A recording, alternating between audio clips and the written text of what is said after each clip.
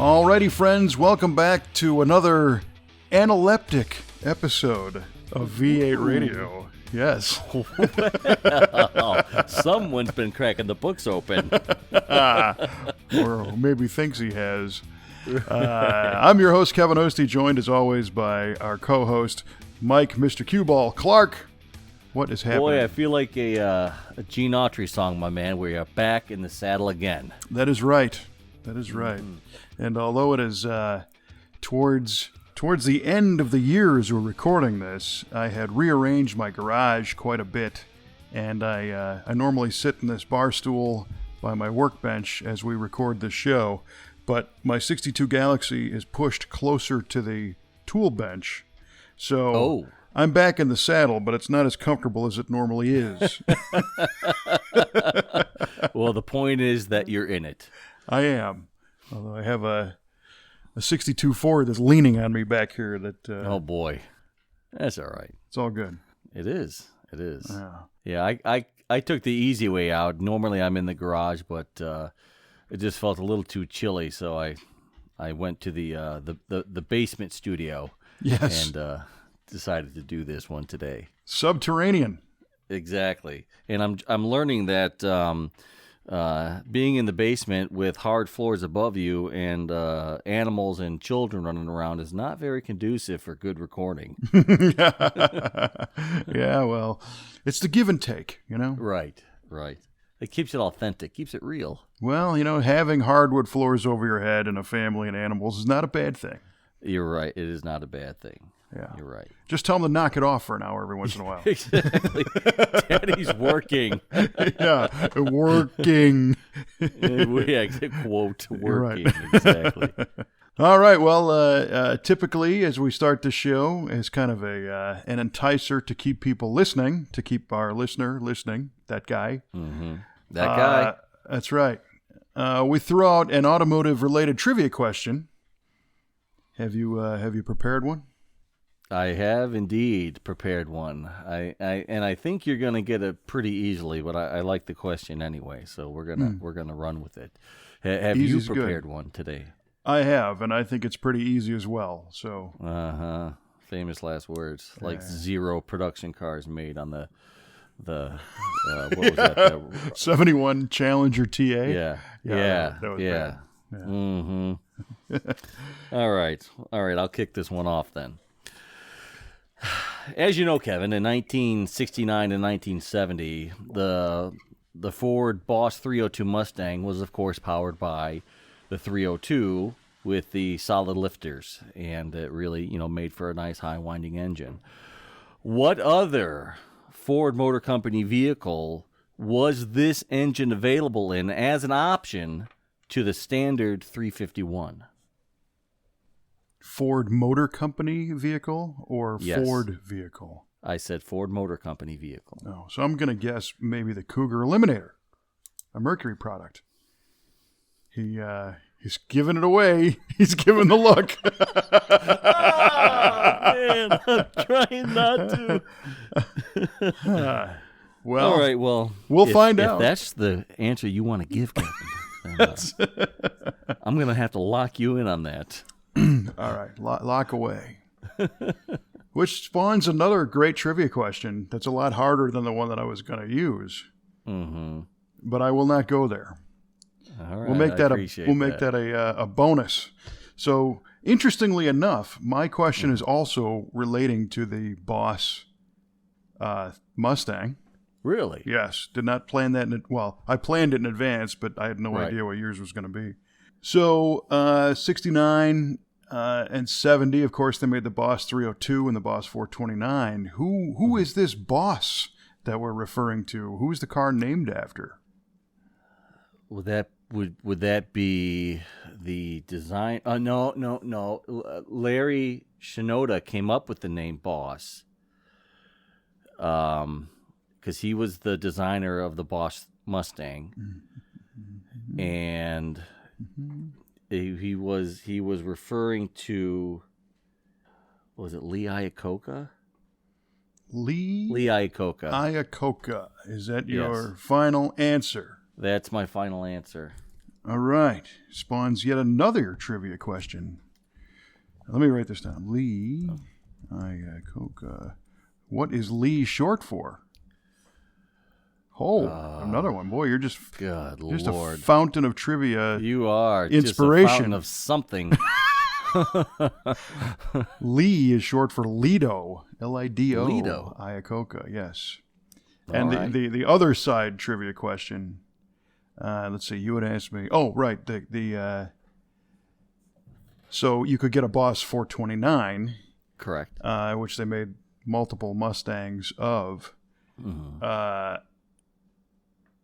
It's a two-part trivia question. Did they make any other Boss 429 powered pony cars in the Ford Motor Company family of vehicles, and how many? Oh, how many? That's rough. Pony cars. I think you could get the 429 in the Cougar as well, couldn't you? He's asking and not stating. Well, this is an off the.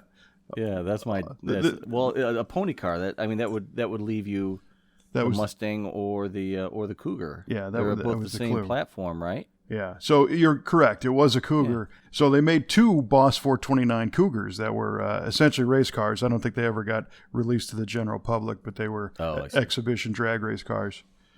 So that was pretty good. A whole bunch of trivia came out of that one little deal there. Yeah, how about it? Yeah. Very nice. We're like sinking now with our questions. Yeah, well, we're not swimming. We are sinking. Nice. Yeah, nice. Yeah. So what else has been happening?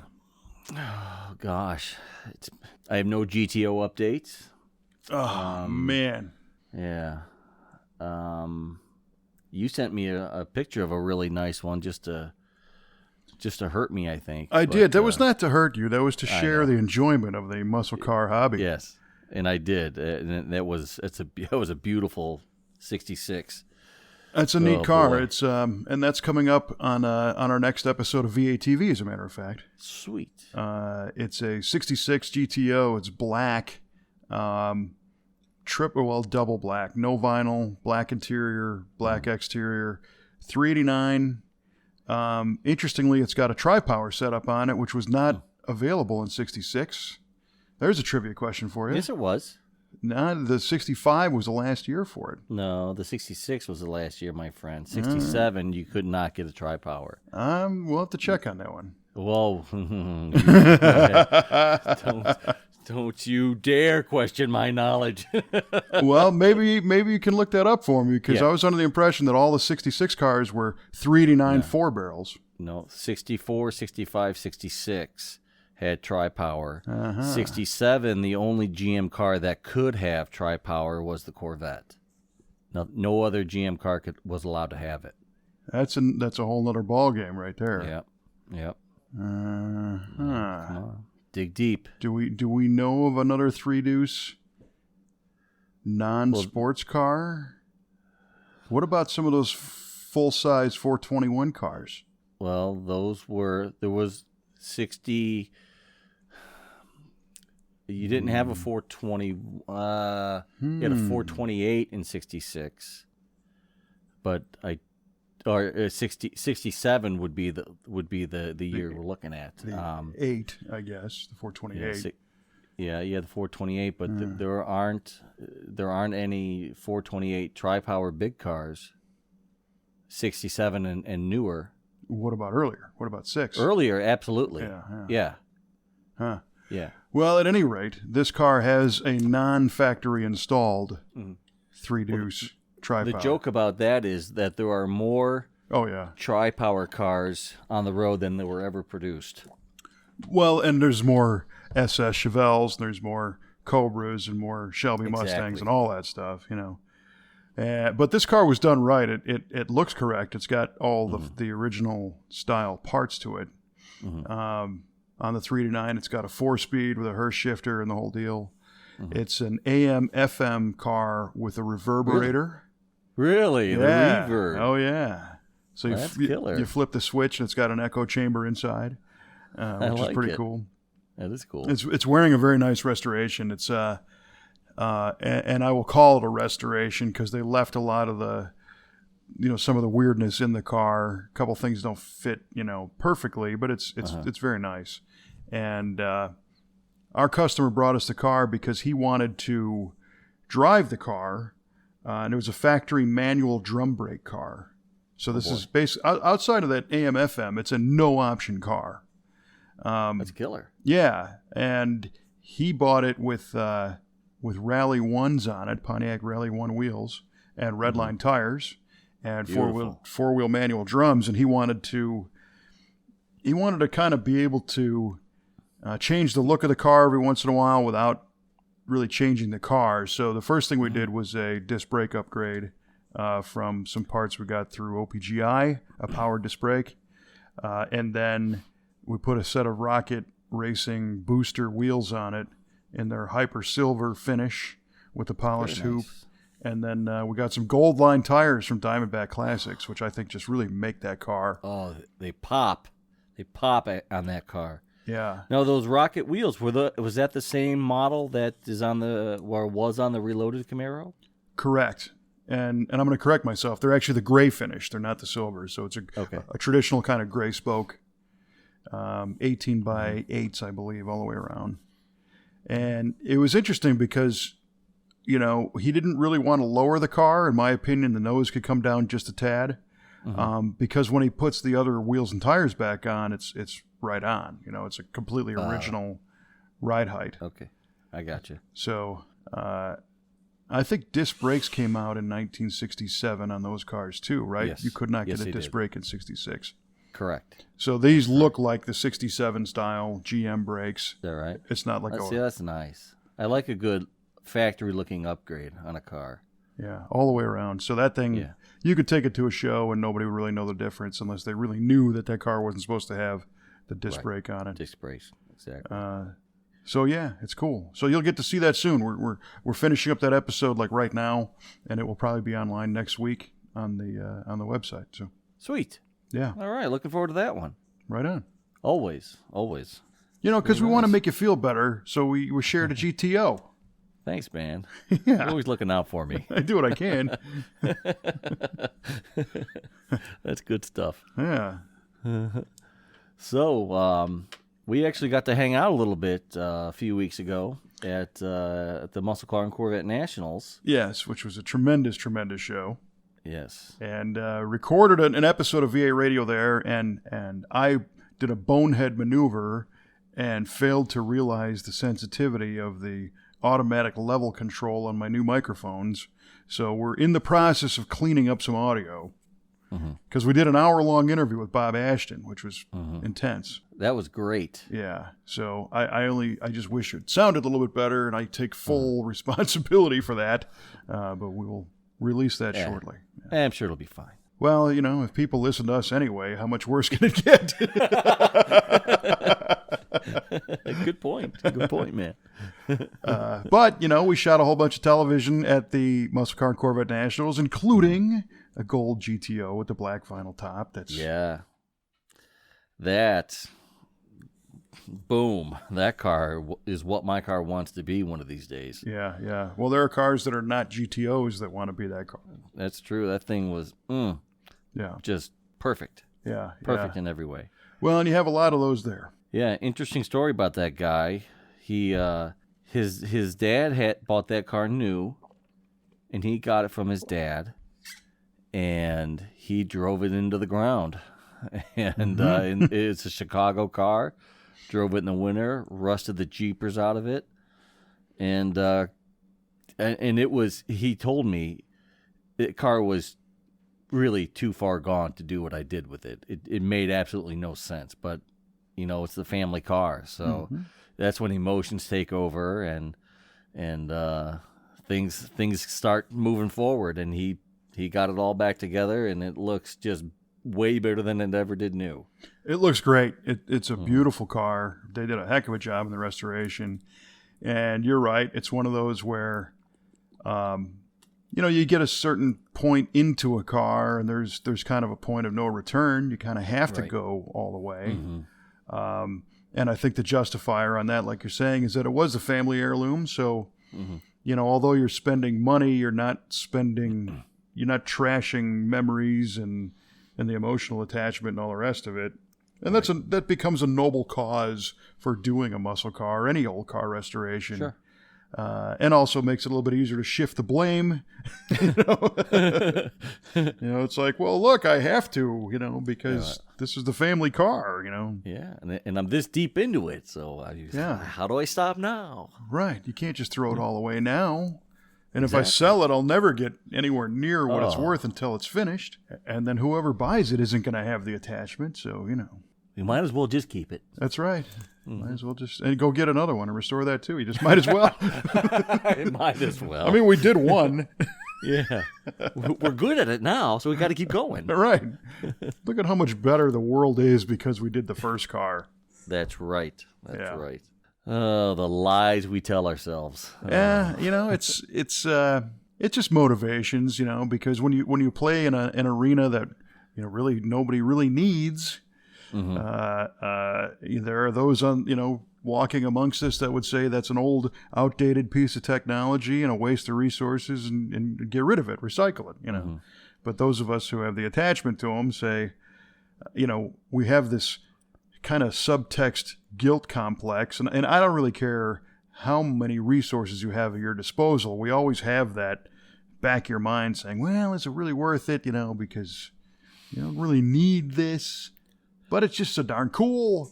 And, and when you take it out... I really want it. Well, yeah, you take it out and it makes people happy. You drive down the street and they're flying out of their car, waving at you and everything.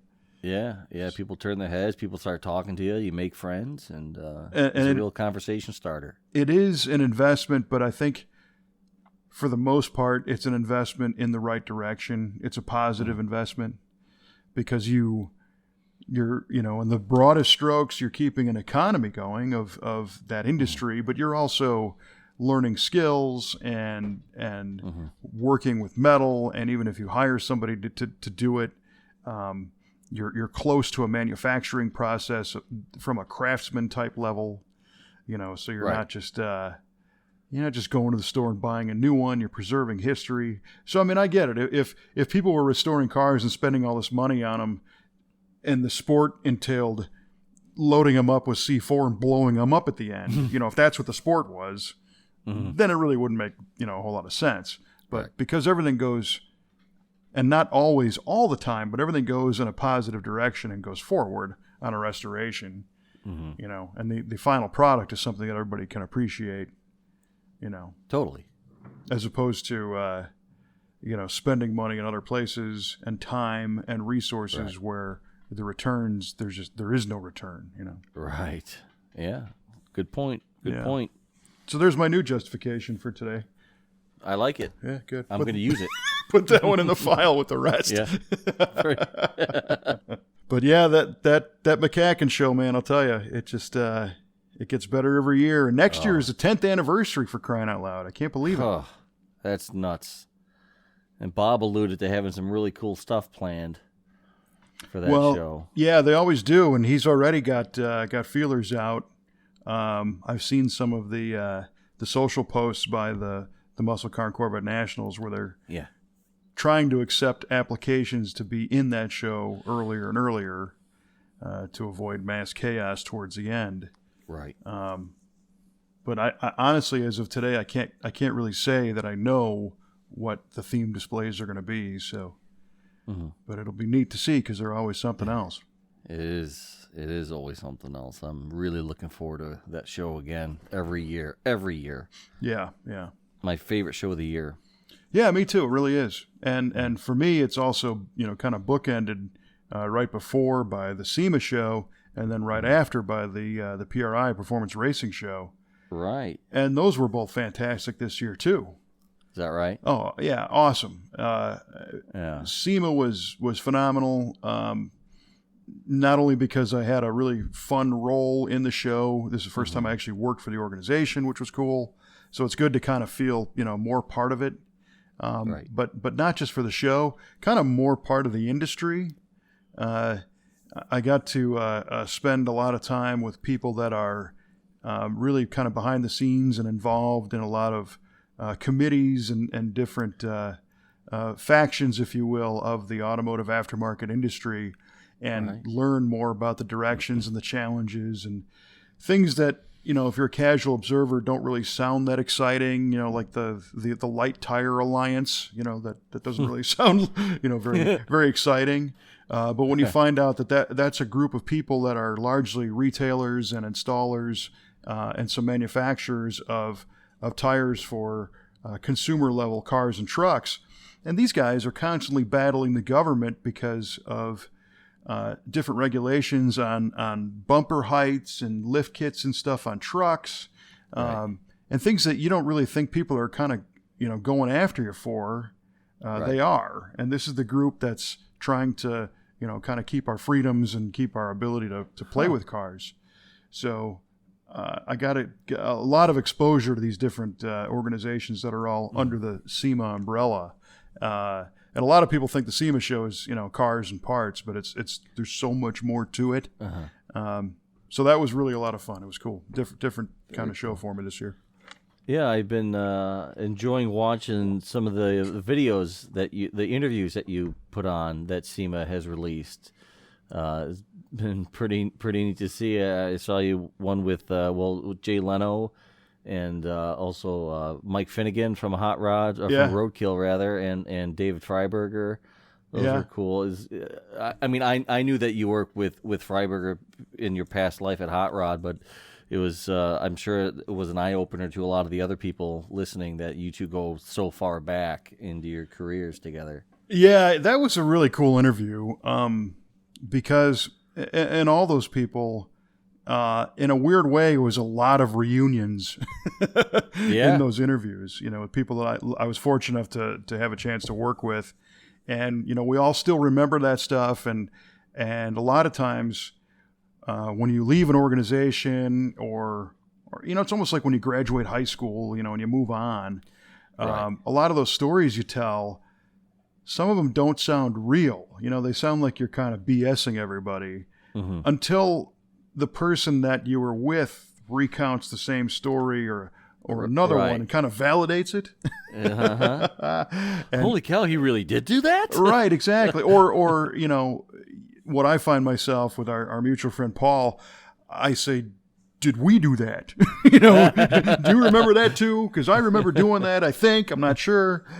I don't know if it was a dream or not. Right. Did I make this up? Because it was a long time ago. And 9 times out of 10, I did not make it up, and it was really something ridiculous. But Freiberger was great. All those guys were very gracious and very nice to talk to and share some of these stories. And he had remembered one that I had completely forgotten about. And at the end of the interview, when he points out that apparently I was the guy that showed him how to use the internet. Right. And it's like, oh man, from a guy who's like, who basically is the internet right now. Right. Well, you were quite the early adopter for that internet. Yeah, I was. You and I talked about that. I mean, you had a website way back in the 90s? Early mid-90s, any websites out there? One of the first 30,000, if the data's there. Gosh. Yeah, so, he was able to figure it out on a much more aggressive rate than I ever did. But he owes it all to you. Oh, he doesn't owe me anything, but it's just kind of funny that's how it went down. At least that he brought that story up. That was cool. That is cool. And there's another one. Steve Dulcich was part of that, and we did an interview with him there. And he's active in the Engine Masters deal over there, and he and I worked together. And Alana Scher, who's the editor of the Roadkill magazine, she and I met back when she was just doing public relations for a private company, and it's really cool to see a lot of these people who, again, if you leave a job sometimes, a lot of those people get kind of left behind and they stay there, or that's it for them. But in this case, the people that were part of the Peterson Publishing company around that time period, many if not most left. But they all went on to do bigger and better things, which is, I think, really unique. Yeah. All the way up to Peter McGillivray, who's vice president of SEMA, for crying out loud. He and I worked together. And looking back 20 years ago, I don't think any of us would have thought that we would all be where we are now. And certainly some have not, their arc of their career hasn't, escalated as high as maybe they wanted to, but we're very fortunate. I'm very fortunate, and at SEMA during some of those interviews, there's some cool ones because it's Terry McGeehan's another one from Hemmings. I don't know if they published that one yet, but did an interview with him, and he's another guy that was brothers in arms with, who's editor-in-chief of all the Hemmings publications. So it's cool. It was good. That is cool. Yeah, and everybody still gets along too. We all. Yeah, that's a plus. It is. It's a neat industry because there's very, very few people that you don't mind running into. Most people you're excited when you see them somewhere because the industry's wide enough to where all these different companies and all these different positions in these companies, everybody's doing something cool in some way. If it's a social media person or an engineer or designer or a manufacturing guy or a retail person or whoever, there's always something interesting in the automotive industry to talk about. And we joke about, so if I was in like the washer and dryer business, I can't say that it would be that cool to run into somebody who is also in the washer and dryer business. To me, it's just not a passion-fueled thing. And we'd all be like looking at our watches going, okay, can we go out and drive a cool car now? Right. Yeah, for sure. So again, I'm super fortunate to have been able to carve out, a living in this niche. That's pretty cool. That, my friend, that is pretty cool. Yeah. The PRI show was more of the same, except that's the racing crowd as opposed to kind of the street-driven crowd you have at SEMA, and SEMA's got a lot of accessories and bolt-ons and stuff. And the racers, I'll tell you this much, at the PRI show, maybe, I'm going to say even 10 years ago, to me, 10 years ago was a blink of an eye. I mean, I look back at 10 years ago was almost '08, and that seems like yesterday. Yeah. But the technology's come so far so fast that a decade ago, you'd walk up and down the aisles of the PRI show, and there'd be a couple of companies or guys who are making like a billet cylinder block or a billet head or a billet valve cover for a race car. And today, because those machines are more readily available and the programming technology, I mean, it's like, you suck if you're not making one. You're not even in the running, pal. Well, yeah. It's like, oh, you don't have a 5-axis, Mazak machine kicking stuff out. Oh, well, then go home. Yeah. Still using the Bridgeport, huh? Good for you. Yeah. No, those are the hipsters. The cool guys are manually cranking the Bridgeports. That's what we have in our shop. So, but yeah. So it's challenging to keep up. And I'm starting to sound like an old guy. But when you look at not only the device side of it, the controllers and the electronics of everything, but just the way regular stuff was made and now it's available, and it's mind-bending. So that was, and again, I got to see a lot of cool people there at PRI. Got a selfie with Chip Ganassi. That was pretty cool. Oh, nice. Yeah. Talk about somebody who's pretty incredible. Yeah. 17 championships and almost as many racing series. Jeez. Yeah, so it was neat. You're going to have to share that one out. I think I did. I don't remember. No, I don't remember seeing it. Huh. Yeah, that's all right. You got to subscribe, and then you'll see it. Damn it, you got me. I'm just a poser. I'm no super fan. Well, that's the other thing is, today I go to these events and you meet somebody, and it's like, sure, what do you do? Well, I'm the social media person, and just a couple of years ago, you'd be like, that's a thing. That's what are you living off a trust fund? Come on, social media person. Right, you're right. You're just kind of screwing around online all day. Come on, right? Come on, guy. Posting up a picture here and there. But no, that's absolutely not true now. I mean, there are deep strategies of social marketing and media, and it's challenging to see who's actually doing it right, or what does right mean. I guess if you're a manufacturer, at the end of the day, you're trying to sell your parts or whatnot. But at one point, I was standing there with our friends from Forge Line Wheels, and our buddies from Detroit Speed were right down the hall, and Tremec Transmissions, and I think just the three of those companies at once were within arm's reach. We were all right there.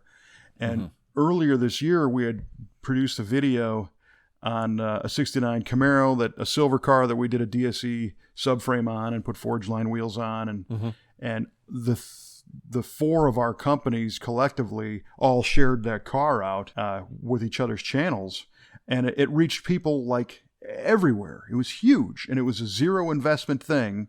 Isn't that beautiful? It was fascinating, yeah. So it was kind of cool to discuss how that all went down, and we're all complementary businesses. Nobody's really competing with each other. The tire guy, the wheel guy, suspension guy, and the car builder. Yeah. So we got some plans to do more of that and spread our wares around. So nice. Yeah, it was cool. Very nice. Good deal. What the hell else we got going on here? Oh yeah, the last time we had an in-studio recording session for the show, you were in the middle of what seemed like Armageddon inside your shop from your little makeover you got going on over there. How's that? You should almost be wrapping that up, huh? We are getting close, and it's happening pretty quickly in my mind, which is great. Yeah. Unfortunately, I'm behind the curve a little bit because there's some decisions that the crew is kind of waiting on me for. Oh, boy. Because we're really down basically to picking the flooring style and some of the colors on the walls. Oh, wow. Yeah, so when you and I talked, we had half of this building torn apart, and I don't know if the back wall was blown out at that point or not, but what we ended up doing was moving some walls, getting some concrete dug out, pouring some new concrete so that the whole room is the same level. It used to have a couple different levels, and a bathroom reconfiguration, our front entry office, kind of waiting room, reception area, if you will, is a new space. And then Rod, our marketing and sales guy, is going to have a desk right in the front. And then Ben, our video editor, is going to have his own space finally where he can close the door and turn the lights off and edit video undisturbed. Nice. Yeah, and then I'll finally have an office that the door closes and I can have some privacy in there. And that's basically the first time since we started this company that I'll have that luxury again. Wow. Of being able to close the door. Yeah. Well, and not for nothing, but when we started this business and I was still working with Freiberger back at Peterson, Prime Media, whatever it had evolved to, at one point I had 3 different offices at the same time. Wow. So I had one on the 11th floor of Wilshire Boulevard in California. I had another one in Edit Bay on Melrose in Hollywood, and another one in our shop, the Hot Rod shop, where we shot all this stuff. So I was a total waste of resources, don't get me wrong. But privacy was never really an issue. And then when you start, your own company and everybody's sharing space, we had 4 people in the spot the size, of one place where I used to work by myself. So now I'll have some privacy to be able to have customer meetings, and if we have to talk with an employee or do a review or something, a team member. So, and it's getting there. We the outside of the building is done. We've got all new tin and got new lights going up, and we elevated the roof and put a peak in it, and and really Kelly spearheaded the whole project and worked with the contractors and has been overseeing it all and making sure it all happens. And again, in some ways, I'm kind of along for the ride on this because she moves at a more aggressive pace than I do generally. Yeah, that Kelly never fails to impress. No, Boy, right, howdy. exactly. Yeah. So she's like, just pick a floor and pick a color, and let's not hold these guys up anymore, So as of today, the drywall's all up. We're waiting for the tapers to come in and the primers, and we're getting down to it. So should be a couple weeks. Good. Right on, man. Yeah. That's exciting. It is exciting. It is. It's nice because it's going to be kind of a fresh start in the same place, a new perspective. And as our business evolves, we've got the V8 Speed and Resto shop, and we have our production side. The production, it started off as a production company, and the shop grew out of it, and then the shop's been kind of the main focus, if you will. And I've got all these video and television projects that we want to do. We just didn't really have the resources. So now we'll be able to, maybe focus on doing some of those new projects and have some resources to make those happen. Coming out of the PRI show, and again, to what you were saying before of kind of being perhaps a little bit ahead of the curve on doing online video, now everything is catching up.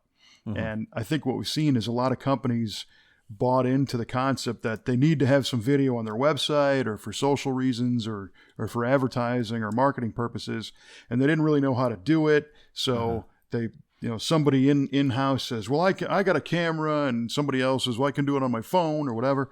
And I think a lot of companies have tried, and now they're starting to realize if they want something nice, they got to talk to people that kind of know what they're doing. Yeah. And we're trying to be that. Yeah.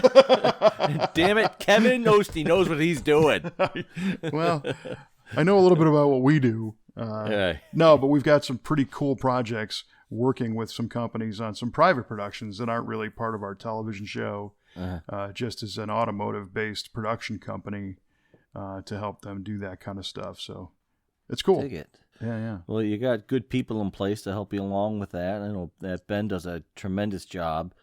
I mean, that guy's a machine. He is. And that's the only way this stuff gets done in the production side or in the shop, is because the caliber of people that we have working for us is mind-boggling on a daily basis.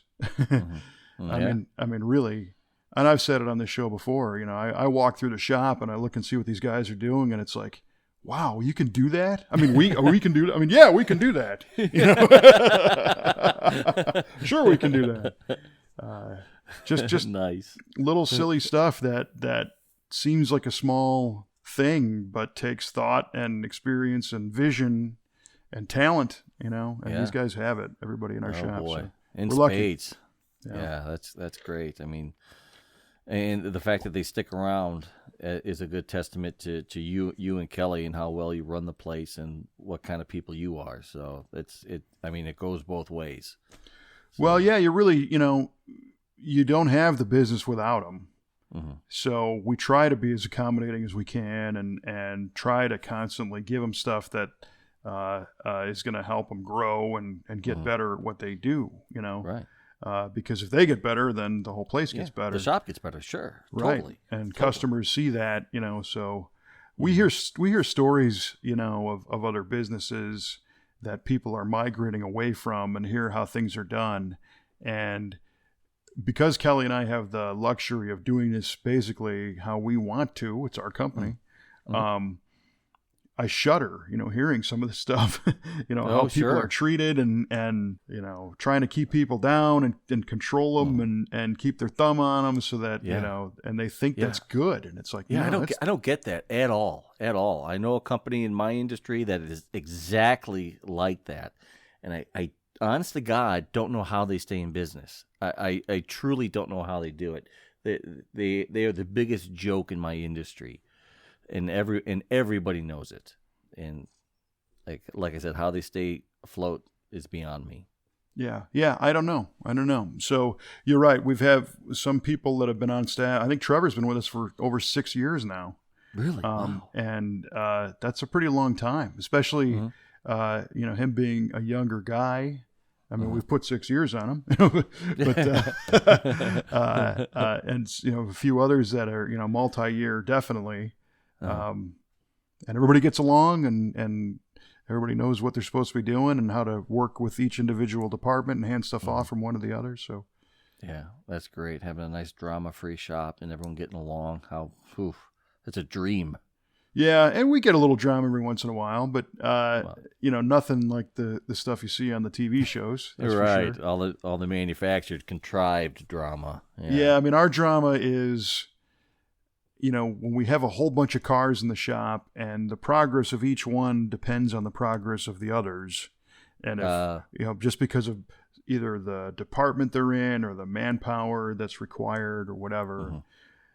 All of a sudden, there's a giant part back order on something, and it trips up one, so then you move to the next one, and then, if it's got some kind of issue with, engines at the machine shop or something, and you're waiting on it, or waiting for a customer decision, those kind of things when you got to dance and navigate a little bit. But, right. Nothing like what it could be. Yeah. Oh, yeah.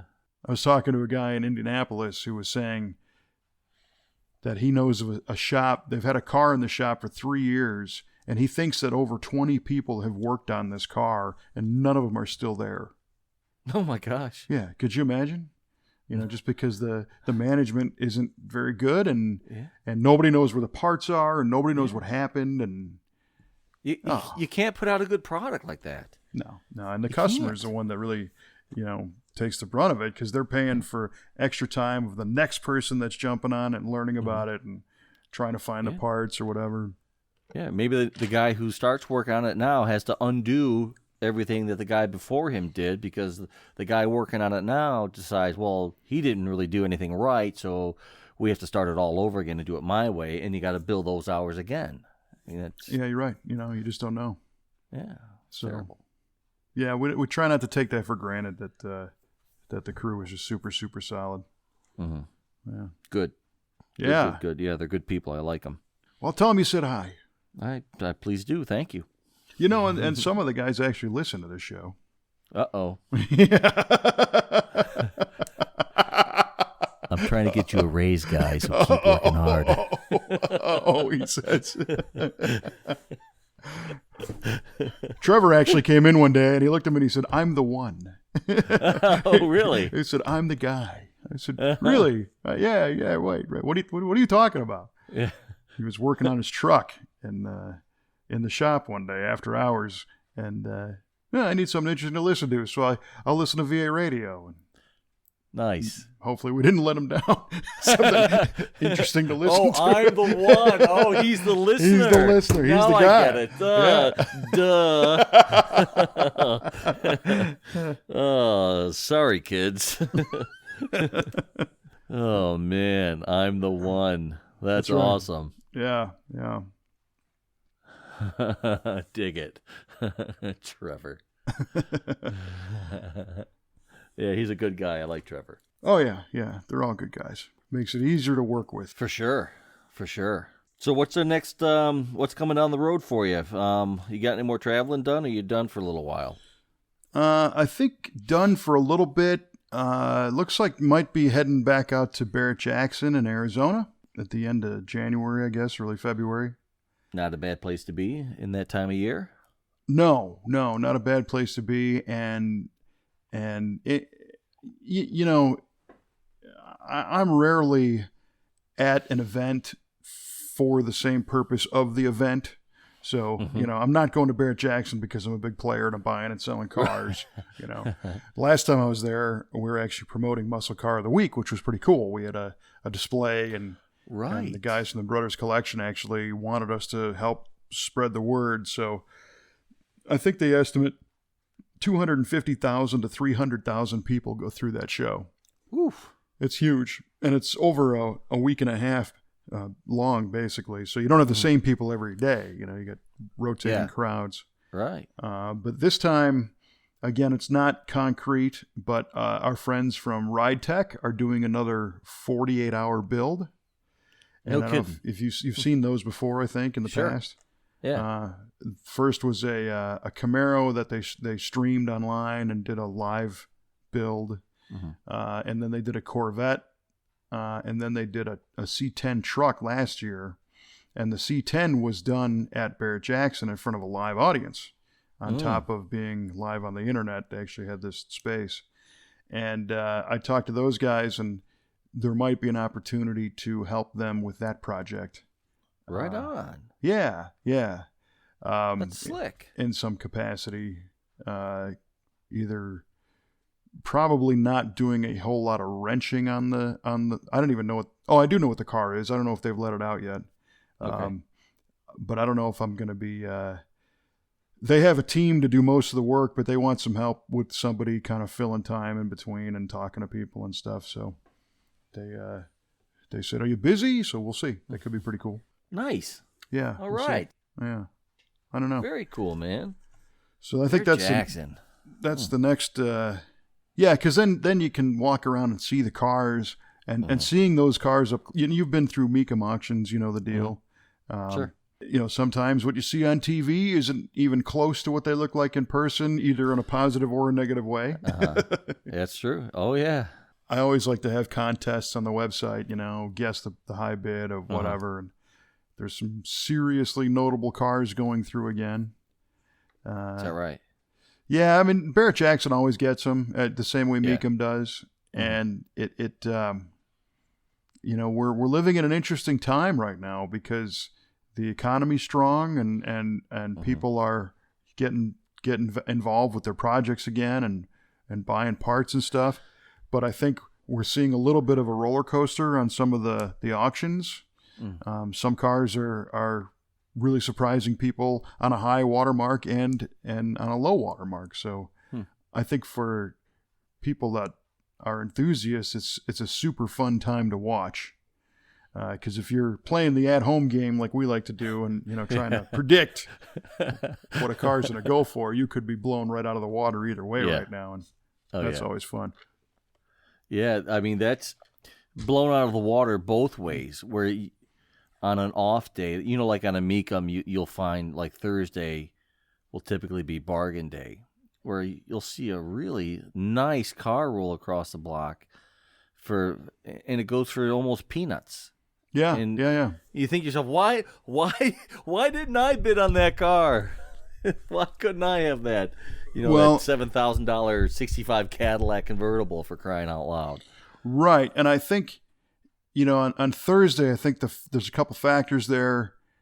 People don't necessarily want to spend the money right out of the box, perhaps, because they know that something bigger, better's coming later. I also think some of the, they try to put the best cars in the prime time slots on Friday and Saturday, so these might be a little bit lesser of a car. Doesn't make it any lesser of a deal. Right. The one that I thought was interesting, and I only picked up on this last year, and now it might be too late, was the MCACN auction in Kissimmee, Florida in January. The Sunday cars, they were giving them away all day long. Oh my gosh. And a lot of these were like later model luxury cars, a lot of full-size BMWs and Mercedes and Jaguars and Maseratis and stuff. And they're giving these cars away. And what I learned is that in that part of Florida, a lot of these are lease returns. So you have a lot of dealers that go to the auction and just dump cars that are lease buybacks, basically. Right. So they were dealer maintained. They were, driven by, either executives or retired people or something. And the dealer just wants to move 60 cars today, Wow. So these things just go for nothing. And Kelly and I were like, we could fly down there, buy something, drive it back, and sell it for what, a couple of grand more than you paid for it, and you get a free trip there for the whole weekend, Yeah. But the reason why I say we might be off on the timing is now we just had the giant flood. Oh, in Florida. Ooh, yeah, we don't want any of those cars. So, yeah, I don't know. Maybe next year. Yeah. So, unfortunately for the cars and the people that owned them, they had some weather, to deal with. Yeah. So there's my hot auction tip, and it doesn't apply anymore. Yeah. Story of my life. Yeah, I really got nothing to offer. Yeah, I'd like to go back to MCACN again. Maybe this next time they're in Chicago, which I forget when. It's October, September. Right? September, October. Yeah, normally. Yeah, I think so.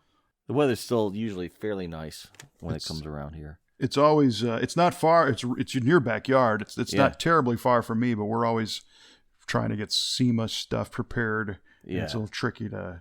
Yeah, it's a tough time for you guys to go, but that is a good one. I've been to the Chicago auction before, and it's fun. It is fun. It's a good time. Yeah. Imagine how much fun if we were in the crowd that was buying and selling cars. Yeah. Going there for what it's for. It'd be great. How about that? Yeah. Oh, man. But looking ahead, we're actually starting to do some pre-planning on the drive-in cruise event. Really? Yeah. All right. I think this will be year number 4. Yeah. So we had Smokey and the Bandit, then we had Bullet, and then we had Graffiti. American Graffiti. So I don't know. We got to get a movie. Yeah, we got to get a movie. We got to secure a movie, man. I think we're going to try and move that event up a week to try and allow for more families with kids. That usually it's the same weekend all the kids start school. So they don't want to keep them out because they're going to school. And it is a family event. So we're going to try and make that a little bit earlier so that more people can participate, which I think will be fun. Yeah. So you got any suggestions? You always have movie suggestions. Oh, gosh. It's not super family friendly, but I like Hollywood Nights. Yeah. Vanishing Point's another great one, but it's not. There's a couple scenes that aren't family friendly. Yeah. Thunderbolt and Lightfoot. Yeah. That Trans Am is pretty killer in that movie. You know, it's interesting. We got some feedback saying, how come we're only showing the old films? Because we're too old to like Fast and Furious. Maybe. Well, but maybe a Talladega Nights. You know, the Legend of Ricky Bobby. That'd be good. Oh, Ricky Bobby. Yeah. Was that a '68 Chevelle his old man has in that movie? Yep. Yeah. With the smoky eunuch paint scheme on it. Yeah. The black and gold. Yeah. Well, I mean, yeah. Why limit yourself to the classics, as it were? Maybe find something a bit more contemporary. Yeah, we're always trying to get the next generation involved with the hobby and the sport, and maybe we're turning them off.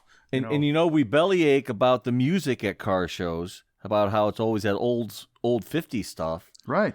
So maybe we need to take a page out of that book and apply it to the drive-in. Maybe we do.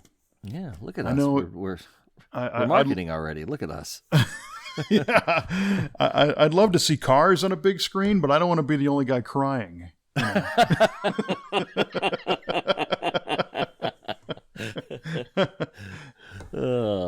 that one gets me every time. Yeah, if my wife was there, you wouldn't cry alone. Nobody cries alone when Jenny's in the room. Well, yeah, you guys got to come down. Maybe by changing the schedule up, it might be easier. Yeah, maybe. It's on my to-do list. I definitely want to come down there for that. So, well, I think if it's a week earlier, I could probably make it happen. Well, we're trying to make an announcement on that soon, so that people can plan accordingly. We'll have a Facebook event page again and on our website, and we'll do some video on it to share that story.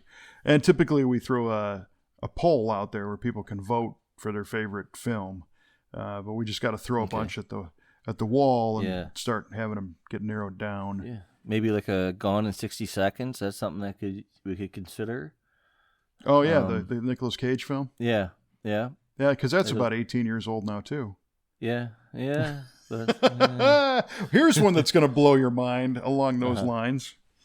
So I learned the other day that the GM LS motor is very soon to be out of production. What?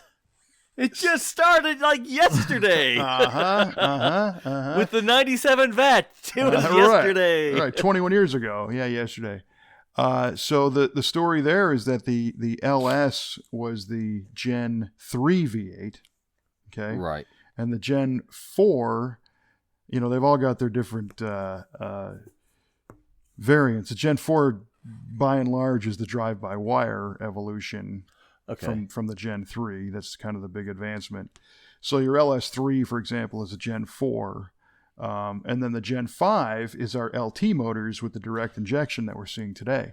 But our local GM performance distributor pointed out that the only Gen 3 style engine that's even still out there, and Gen 4, I think, is in trucks, the 6.2 liters. Everything else is going to direct injection, Gen 5 stuff across the board. So the engine that we all looked at as that new thing is going to be history already. Yeah.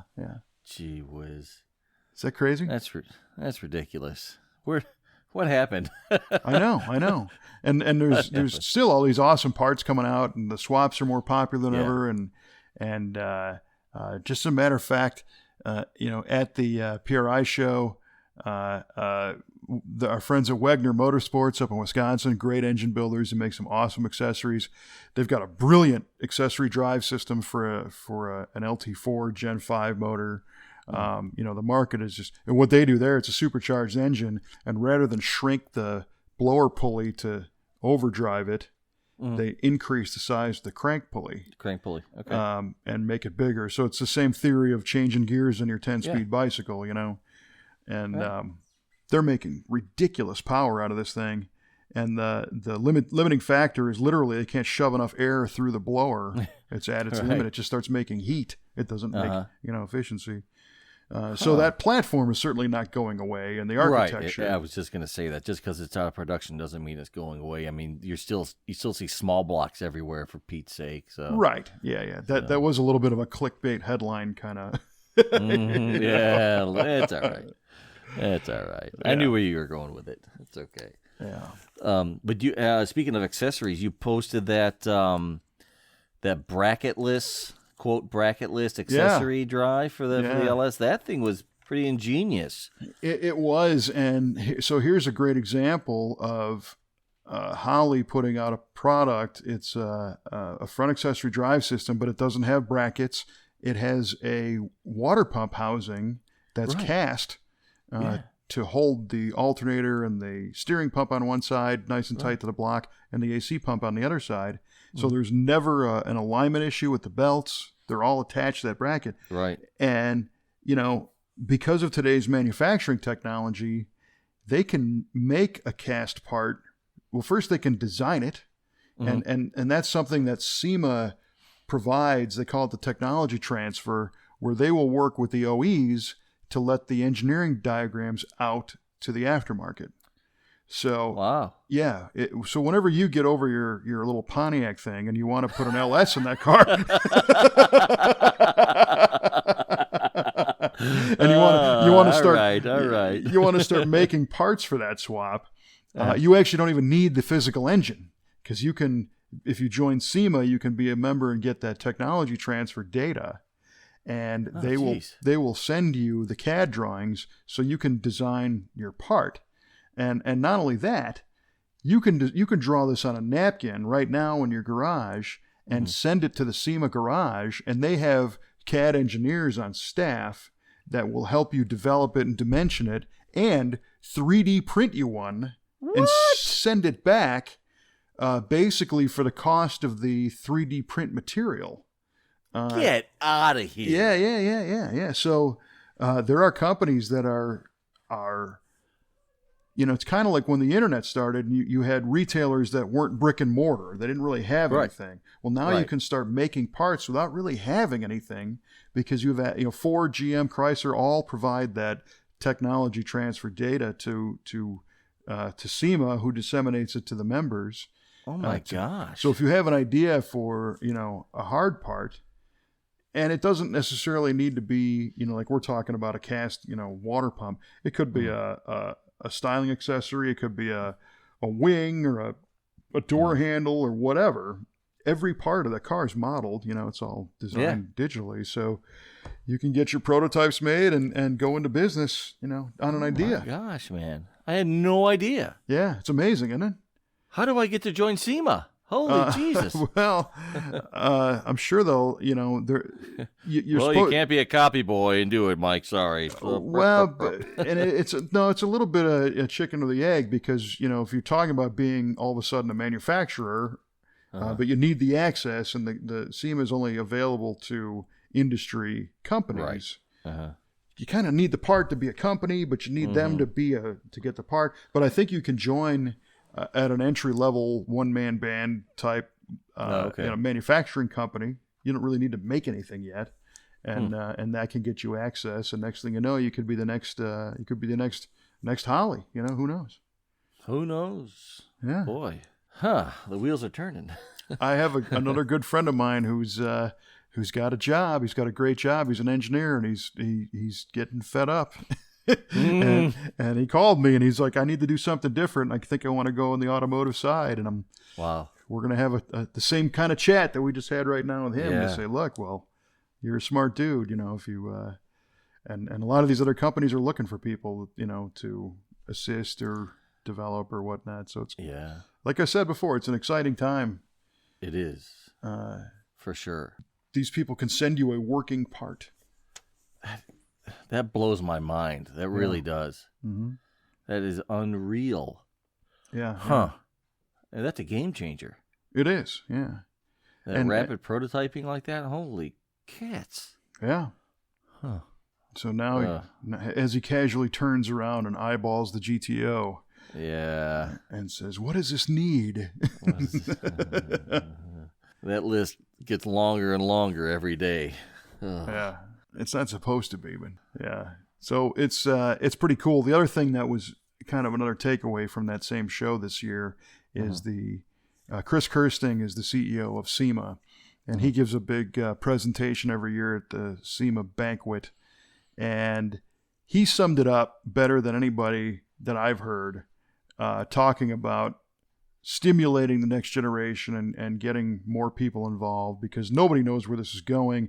We all hear the doom and gloom that kids today, they don't even want to drive. They don't care about cars. They can communicate on their phone. And the automakers are trying to put all the technology in the cars to make them fun to use for these people and entice them that way. Mm-hmm. But what Kirsting said is, he said, I don't care if it's a Jeep rock crawler or a drag race car or a road racer or whatever.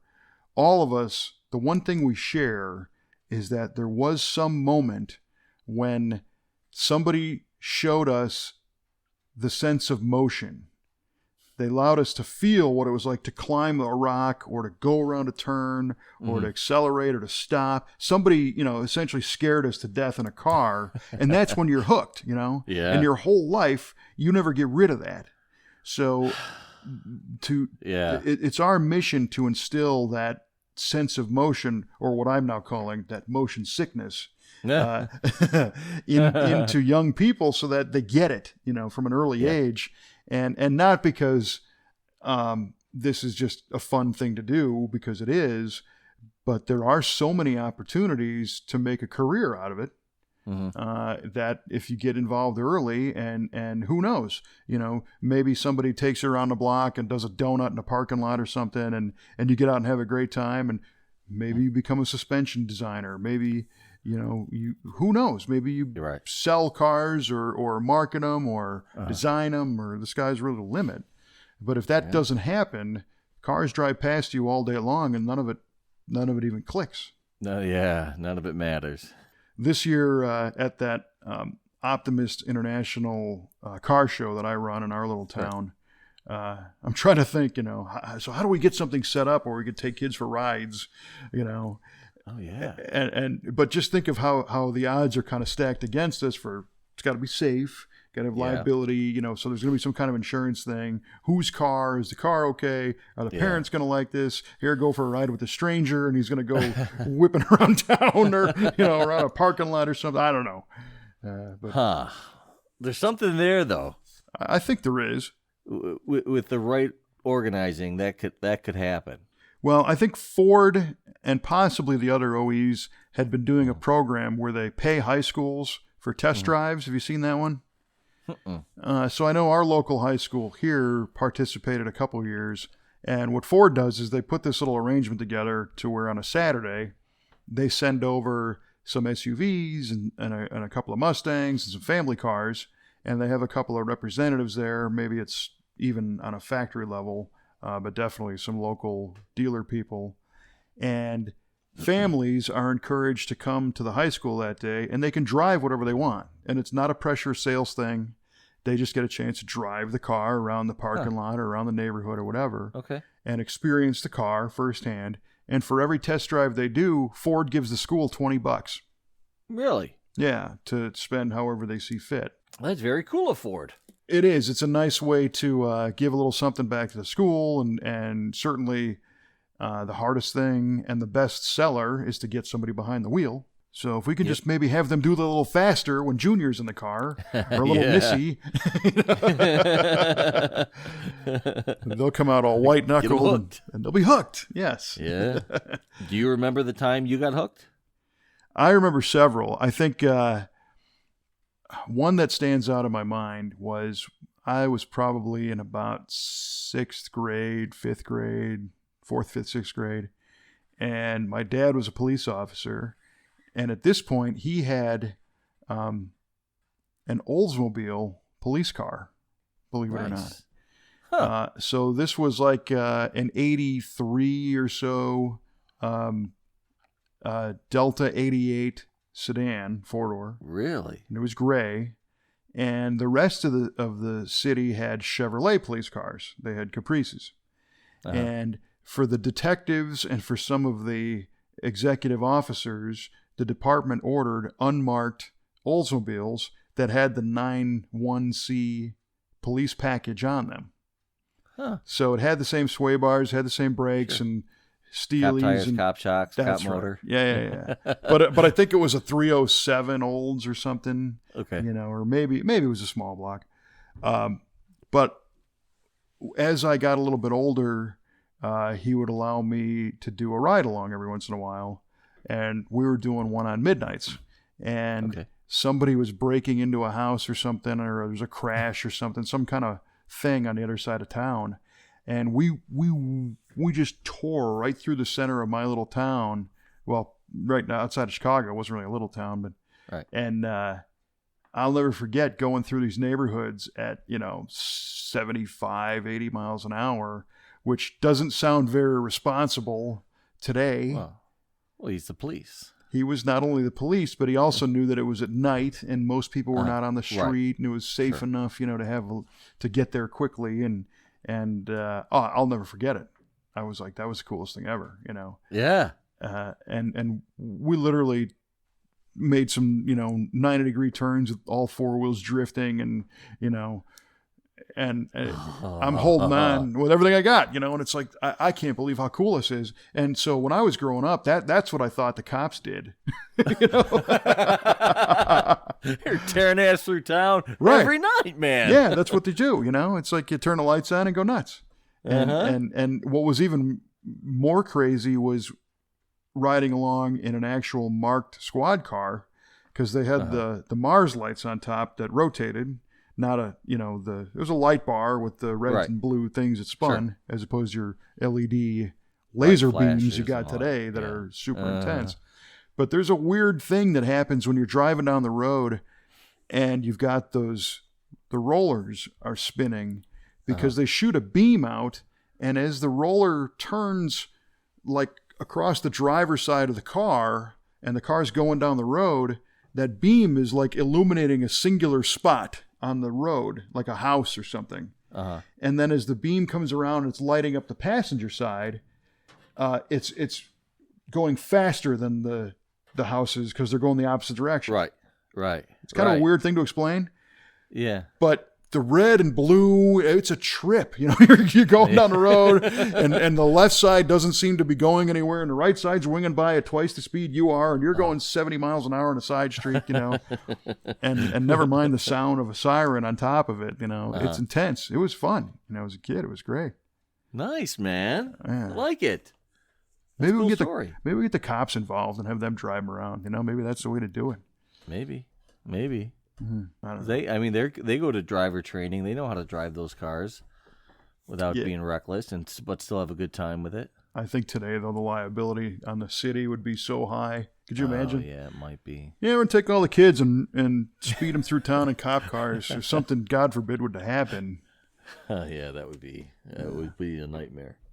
Well, if anybody has any ideas. Yeah. I got an idea. Everybody with kids out there, just build a race car and take your kid out in it. There you go. Problem solved. All done. Well, I think we're about at that time. Yeah, I get to see if you got the trivia question right. Yeah. Because we know damn well you did. I did? I don't remember what it was at this point. Yes, you do. I asked you, 6970, the Bosch 302 Mustang engine, the solid lifter 302, was available as an option in what other Ford Motor Company vehicle, which had a standard 351? And you said the Mercury Cougar Eliminator. And how about that? It was really the Edsel. So sorry, Kev.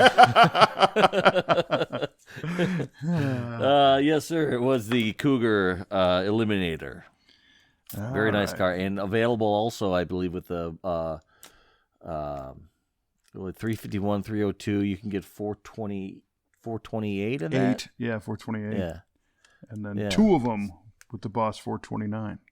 Right. Yeah. Nice car. Great cars. Love those cars. Mm-hmm. You've had that on the Muscle Car of the Week, haven't you? Several, yeah. An orange one, a yellow one. Yeah, the orange one. I do remember that one. Yeah, great cars. All right, well, along those same lines, my question to you was also in the Boss Mustang genre. Who was the boss that we were talking about? Who's the car named after? And you are 100% correct that it was that it was Larry Shinoda that designed the car. Oh, damn it!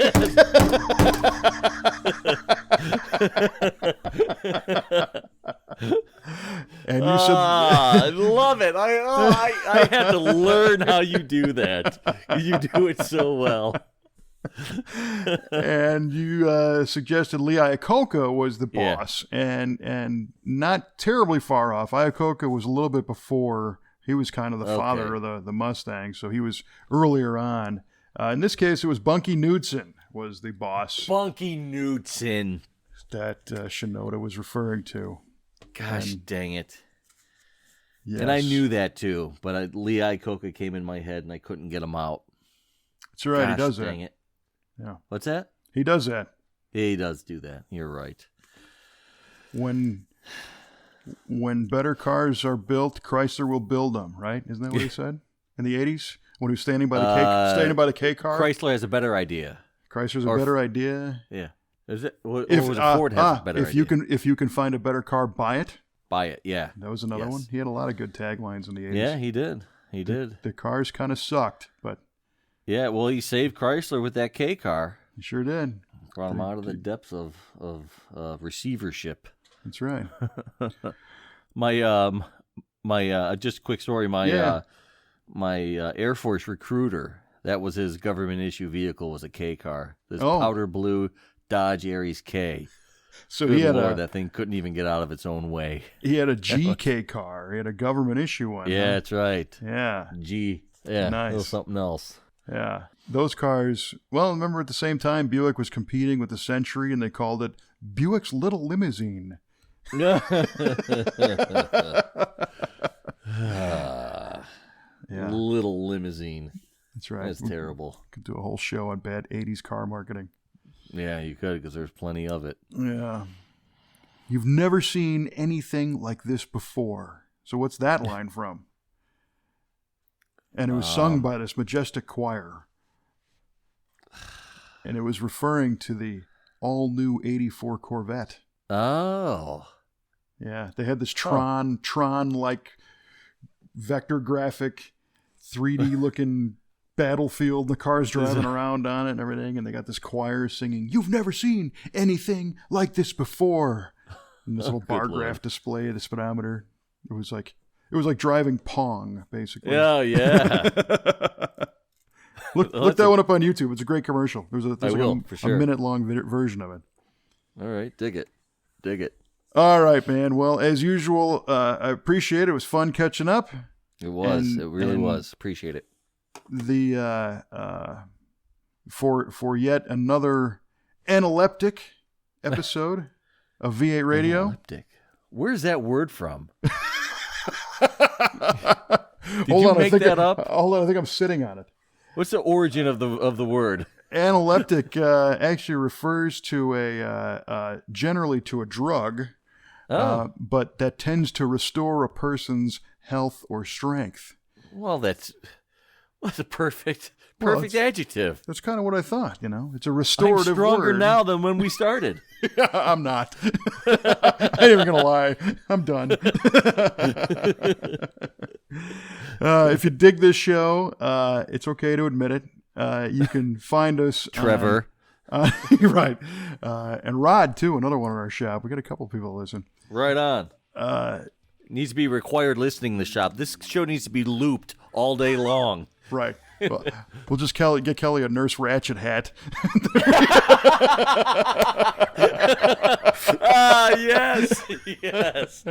We can record this onto a record, and you can hear the scratches and pops as it plays looping in the shop, in the asylum. But you can download all these episodes from iTunes, from Google Play, from the TuneIn Radio app, from Stitcher, yes. and of course VARadio.com, and follow us along on the VA Radio Facebook page. We're always interested in sharing your comments and hearing what you have to say about the show. And until next time, I'm Kevin Ossie with Mike Clark, and thanks for listening, and keep it under 100.